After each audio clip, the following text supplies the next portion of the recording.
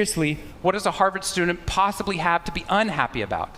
Embedded within that question is the key to understanding the science of happiness. Because what that question assumes is that our external world is predictive of our happiness levels. When in reality, if I know everything about your external world, I can only predict 10% of your long-term happiness. 90% of your long-term happiness is predicted not by the external world, but by the way your brain processes the world. And if we change it, if we change our formula for happiness and success, what we can do is change the way that we can then affect reality.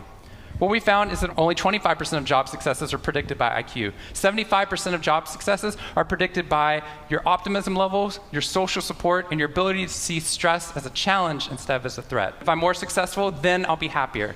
That undergirds most of our parenting styles, our managing styles, the way that we motivate our behavior, and the problem is it's scientifically broken and backwards for two reasons. First, every time your brain has a success, you just change the goalpost of what's successful. Happiness is on the opposite side of success. Your brain never gets there. And that's because we think we have to be successful, then we'll be happier.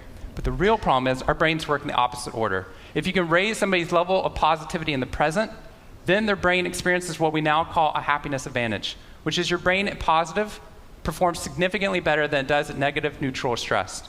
Your intelligence rises, your creativity rises, your energy levels rise. In fact, what we found is that every single business outcome improves.